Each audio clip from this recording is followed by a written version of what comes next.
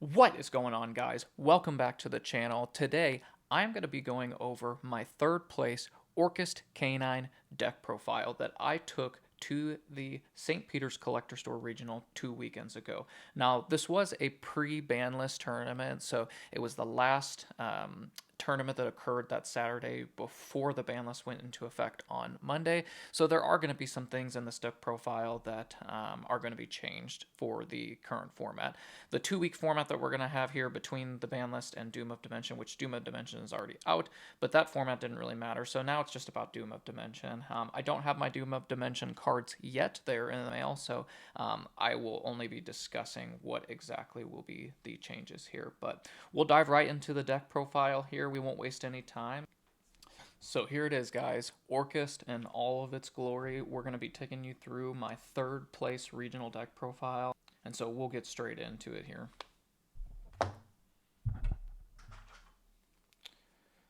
So for one card starters, we played triple Gearsu, triple Harp, one Recycler, and one Foolish. These are all of our one card starters.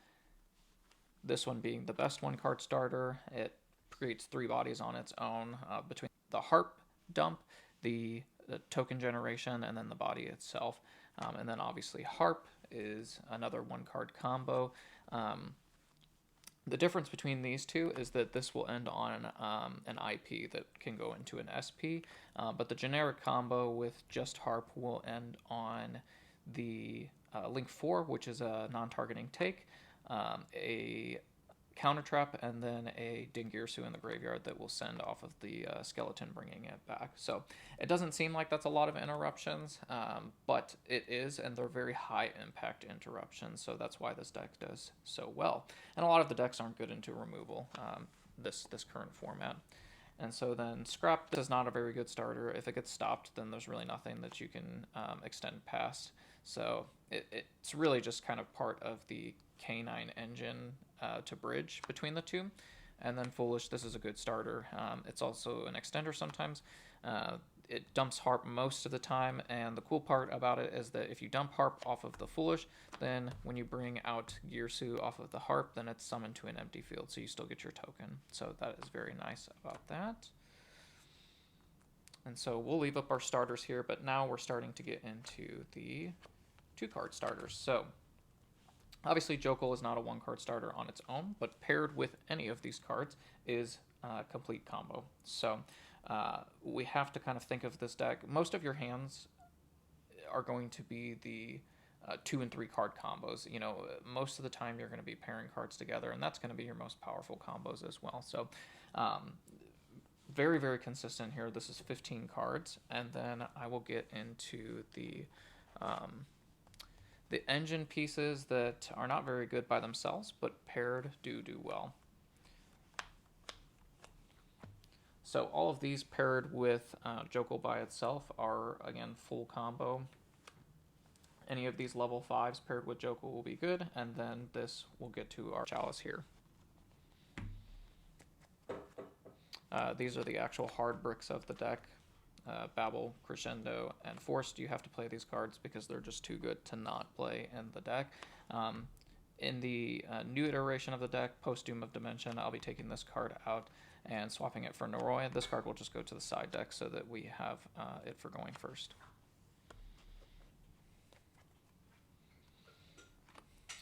Triple Izuna, triple Fua, triple Ash. These are the best hand traps in the game right now. Not really much to be said. This card will kind of not be as well once we get past Doom of Dimension. So really specifically, you just want to play this in K9 decks because it's still a good card to play. And then triple Veiler, triple Imperm, triple Droplet. I don't like Nib. The only other card that I would play in the main deck over Veiler, which is the card in question, I'm sure for a lot of people, is Bell. But I think that this card's really important just because it goes into several matchups pretty well. The only ones that it doesn't go into well is if you are playing against Draco Tail and they have 5 mana in hand, or if you're going against Yami and they have multiple starters, then obviously this card is invalidated in that matchup. But Sometimes they don't have it, so this card is still very good. But the problem is that next format, this deck will have a card that looks at your hand and is a special summon from deck, just like an Ice Risal on normal summons. So you're going to want something to stop that. So I think this is just a good generic hand trap. You know, if you have like an Ash, an Imperm, and a Veiler, you're stopping your opponent from playing. Doesn't matter how much engine they have. You can dwindle their board down to a point where, you know, if you have a board breaker like Droplet on their turn, and then even just a lackluster engine piece, but still combo, then you'll be able to break their board and then recap on it and continue on from there. This is not a deck that is meant to OTK or anything. It can, but we're really meant to grind with our opponent, and there's not a deck in the game that does it better than this deck. For the extra deck, these are the ORCUST cards that I played. I think all of these are necessary. So you have the Link 1 Galatea, Link 2 Galatea, Link 3 Girsu, Link 4 Girsu, and Girsu XCs. I think that, I shouldn't say I think, you have to play either 2 of this or you have to play 1 and 1. I think that this is the better option to play because it gives you a way to have a send if they play into it, and it shuffles back your resources the best out of any of these because you get 2 for 1. So if you get into like a really grindy match with a deck and you start you know, banishing too many names, then this is the guy that's gonna recycle everything for you. But these 2 cards as new cards do everything for this is why the deck is so well, is because this is the best boss monster in the game, and this is the best Link 1 in the game right now.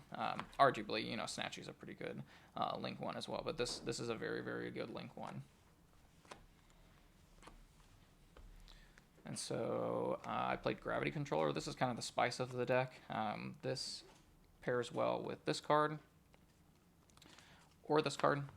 So if your opponent stops you to a point where you only have this as a play, then you'll make Galatea. You'll have Babel, and then you'll use Galatea's effect to put in the Crescendo, possibly. Sometimes you can't even get to Crescendo, but that's okay. And so then you'll just stack this on top in the extra monster zone. You'll send this away for Gravity Controller, and now you have a non-target send, where if you didn't play Gravity Controller, then you wouldn't have any interruptions at all. And if you aren't able to play after something like that, then most likely you'll probably have a couple non-engine in your hand to pair with it too. Now, this is the ultimate spice. I did this so many times during the tournament, but what you'll do is on your opponent's turn with Azuna, you'll make Valon in the extra monster zone. You'll flip a guy face down on their turn, maybe even stop their combo with it, and then on your opponent's turn, you can flip down another card, and then they'll probably have a back row like an Imperm or something like that. You link it off for Gravity Controller as your first action. This guy will send away the back row so that you don't have to deal with that extra push. And so I'll leave this in the rank 5 so you can kind of see the detail of that. But IP, SP, you have to play these cards. I think every single deck should be playing SP. It's just a very good generic card, but most of the time you actually can make IP pretty well with the rest of the cards, and that's why we have to play stuff like Lantern. The card's uncuttable. We also play these cards. This is what bridges the whole deck together. Some people might not know about these cards either. They just think that this is just the Searcher for Scrap Recycler, and then you go through that. But you actually have to play these cards too, because what happens is if you use your normal summon already, but you have a way to get through it, and I'm going to be posting a combo video after this about the different combos that you can do with this deck so that it's more informative for you guys. But this guy special summons a machine from your hand to a zone it points to. So if you can get to 2 machines and you already normal summon, then you'll get this guy to get scrap out of your hand and start dumping from there. This is what you link one with the Scrap Recycler. This can't be used as link material, so it doesn't matter. You just tribute this off, summon back Scrap. Scrap is not once per turn, so you get to use Scrap's effect twice, so you can dump Harp and Symbol Skeleton just off of one card, essentially. And then, like we talked about, Valon, played that. I didn't play Nash Knight. I don't have the space to play Nash Knight, so it just, otherwise I would most definitely play Nash Knight, but I don't have the space for it. And then, of course, we played Ripper, Werewolf. This Werewolf is going to be Jax in the future, but obviously that card was not out for this tournament, so we played Werewolf. This is still a very, very good card. I may even consider playing it back if Jax isn't good for me, but I think Jax is going to be the better card because it's a dark, and then you don't worry about dark locking. This card is trash. I wish that I didn't play this card. Even if it was unbanned, I still would not play this card. And this is actually what lost me the tournament, is the fact that I was playing this card over a different card here. So this is what I should have been playing as Boral Sword. This is my Out to Lunalight. There was two different times that I lost those matches that, the one match that I lost the 2 games against that match that I could have made Boral Sword and won, but I did not have it in my extra deck. I was thinking about playing this card too, and I just disrespected the deck. I was too worried about Fua, even though this card can only realistically be made if you have Jokul plus Azuna. And yeah, I just wouldn't even play this card in the future. It's not very good. Obviously we can't though, it's banned. And so what I played at the tournament was Triple Perulia. This is going to get changed for either Phantasme or Impulse. I need something to take out the Izunas for against Yummy when I'm going second. So you can actually take out Impulse and play, or you can take out Azuna and play Impulse because that's your only, everything else is darks in the deck, even, you know, the other K9 cards. It's just Izuna and Lupus that are the Earths in the deck. So if you're taking those out for Yummy anyway, you can put in a card like Impulse, but I haven't decided if I want to play Impulse or Phantasme, because Phantasme is a really good choice, and it's also good against other decks too that you may want to keep Izuna in against. So this will get swapped out, hence the white sleeves. So, but it was fine during the tournament. You know, up against Vanquish Soul, you really kind of did this guy to stop them. This card's very, very good. Like I said, I would play it in the main deck if I had the space, but I think it's important to play the cards that I played, even for next format. So this will stay the same as well. And then Triple Droll, you need this card for rogue decks. If you let a rogue deck pop off, even if you have maybe a couple hand traps and they have the correct extenders, you need a card like this to just stop their turn. Otherwise, you're probably just getting FTK'd. That's what these rogue decks do, is they just FTK. But they have a rough time getting through their combo, especially under a card like Droll. Also, you can Droll yourself on your turn. If it's good against your opponent and you side it in and they Fua you, then you just Droll yourself and go through full ORCUST combo without even worrying about being under Droll. More consistency cards, Case Elements. These cards, I wish I could find space in the main deck to shove them in and play 3 copies of each, but I just don't, unfortunately.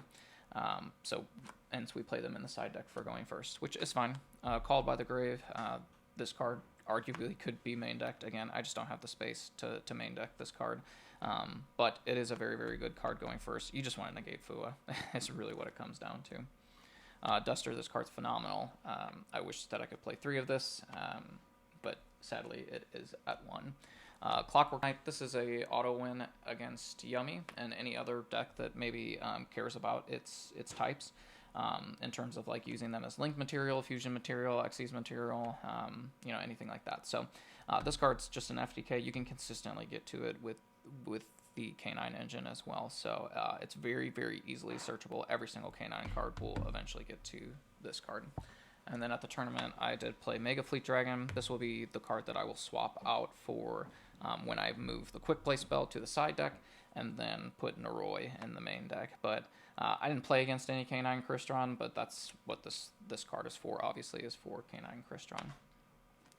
So like I said, past this, I'm going to be making a combo tutorial. I'm going to put together some different combos that are pretty unknown for this deck. I think that this is a tier 1 deck. If you think that K9 Crystron is a tier 1 deck, then you think that this is a tier 1 deck. And I would even say that it's in a better position now than it was before. I think it's just underexplored. I think that a lot of players don't know the capabilities of this deck. A lot of people who want to play this deck who are not exploring the you know, Yummy and Draco Tail and just, you know, other decks of this format, maybe things that got put off the ban list like Branded and things like that. You know, they're just not exploring decks like this, which is why they don't. But the people who are, you know, they're so hooked on playing Nightmare and World Wand and things like that. Those cards are trash. You don't need them. They just brick your deck up. You want this deck to be extremely consistent. You want it to be more consistent than any other deck that's out there. And realistically, the only deck that's more consistent than this deck is Yummy. It truly is just that. So I think that this is probably the second best deck to Yummy. Its only problem is that when you play into a room full of Yummy, that you have a Izuna as a dead card going second. But it's still a very good card going first as well. You know, most of the time they activate hand traps and things like that against you. Otherwise, they're just getting FTK'd, because this deck does FTK if it goes first. So go ahead and like and subscribe. Like I said, I'm going to be planning a combo tutorial video for a few different combos of this deck and how to play through interruptions. So if you want to see that, keep up to date and subscribe and like.